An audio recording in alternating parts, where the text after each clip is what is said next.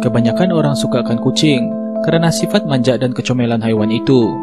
Walaupun hewan peliharaan itu disayangi, tetapi kucing hitam khususnya sering menjadi mangsa kepercayaan tahyul. Kucing hitam sering dilihat sebagai petanda buruk, nasib malang atau dikaitkan dengan ilmu sihir. Malah, ada juga masyarakat Melayu beragama Islam yang percaya bahwa mayat tidak boleh ditinggalkan bersendirian karena khawatir akan dilangkahi kucing hitam dan hidup semula. Pelbagai lagi kisah aneh yang dikaitkan dengan kucing hitam. Bagaimanakah hewan comel yang dilahirkan berbulu hitam ini menjadi simbol malang? Sebenarnya, ia sudah bermula sejak ribuan tahun lagi. Ketika zaman Mesir kuno, kucing merupakan hewan yang amat disayangi. Dipercayai bahwa setiap isi rumah ketika itu membela sekurang-kurangnya seekor kucing. Ini karena tamadun itu terbina atas hasil bijirin.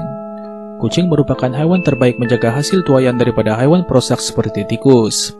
Namun, kucing hitam mempunyai keistimewaan berbanding warna lain. Dewi Bastad merupakan dewi yang populer pada zaman itu. Ia dipercayai menjadi penjaga kepada wanita, keluarga, kesuburan dan menghalang penyakit serta roh jahat. Dewi Bastad dipercayai menjelma sebagai wanita berkepala kucing hitam. Penyembahan terhadap kucing hitam ini berlarutan selama ribuan tahun, sehinggalah kepada tamadun Rom. Pada tahun 375 Masehi, Maharaja Theodosius pertama yang beragama Kristen telah melarang semua agama purba termasuklah penyembahan kepada Bastad. Berbeza pula dengan kisahnya di India. Kucing hitam sering dikaitkan dengan Dewa Shani Bhagwan, dewa yang mampu meramal nasib malang. Jika kucing hitam melintas di hadapan mereka, penganut Hindu percaya bahwa ia adalah petanda yang diberikan Dewa Shani. Untuk selamat, mereka akan membiarkan orang lain lalu di hadapan bagi memindahkan nasib malang itu kepada individu lain. Zaman pertengahan bermula sekitar abad ke-5 dengan kejatuhan Empayar Rom. Pada waktu inilah, kucing hitam benar-benar mengalami nasib yang buruk.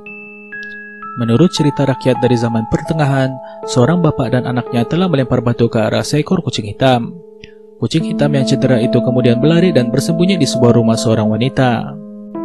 Penduduk setempat pula sering mengesyaki tuan rumah itu mengamalkan ilmu sihir.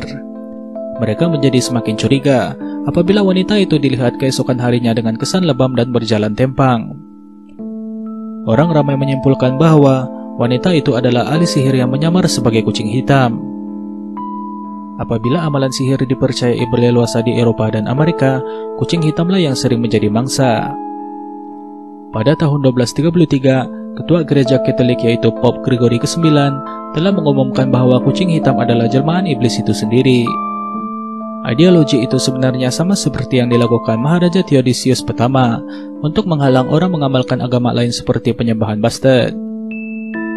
Oleh karena gereja merupakan organisasi paling kuat dan berpengaruh di Eropa ketika itu, penganut Kristen mula memburu kucing hitam dan membakar hewan itu hidup-hidup.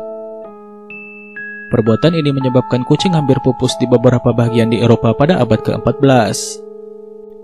Tanpa kucing untuk mengawal populasi hewan perusak, jumlah tikus meningkat di luar kawalan, sehingga menjadi penyebab utama penyebaran wabak paling banyak menyebabkan kematian dalam sejarah manusia, yaitu wabak bubonik atau Black Plague. Reputasi buruk berkaitan kucing hitam bukan saja terlihat di Eropa saja, tetapi tersebar di pelbagai budaya lain. Bukan saja kucing, malah hewan lain yang berwarna hitam seperti burung gagak juga terkena tempiasnya. Ketika Amerika sedang rancak memburu ahli sihir pada abad ke-16 dan ke-17, membela kucing hitam sudah cukup untuk membuatkan Anda dituduh mengamalkan ilmu sihir. Ratusan malah mungkin ribuan wanita telah dibicarakan dan dijatuhkan hukuman mati karena disyaki mengamalkan ilmu sihir. Kucing hitam sekali lagi menjadi mangsa apabila banyak yang diseksa, ditanam atau dibakar hidup-hidup. Kucing hitam dianggap sebagai teman dan pembantu kepada ahli sihir yang mengintip untuk mereka. Kucing hitam juga dipercayai digunakan dalam upacara ilmu hitam untuk mencuri roh dan berinteraksi dengan dunia gaib. Mungkin kepercayaan tidak berasas ini yang membuatkan kucing hitam mempunyai reputasi buruk sehingga hari ini. Namun tidak semua budaya mempercayainya, malah ada yang menganggap hewan itu membawa nasib berbeza. Pelayar pada abad ke-8 sering membawa kucing hitam mengikut pelayaran mereka. Bukan saja hewan itu hebat memburu tikus, tetapi dipercayai dapat meramal cuaca dengan tepat dan dianggap memberi tuah kepada pelayaran. Bagi masyarakat Jepun, memiliki kucing hitam bermakna mereka akan dipermudahkan dalam urusan mencari jodoh. Kucing hitam juga dibela oleh pemburu harta karun di Chili. Menurut cerita rakyat negara itu, kucing hitam adalah hewan bertua yang memberikan kekayaan kepada tuannya. Kesimpulannya, tiada satu dakwaan bahwa kucing hitam membawa nasib malang atau tua dapat dibuktikan benar. Mereka adalah sama seperti kucing-kucing lain yang manja dan suka dibelai.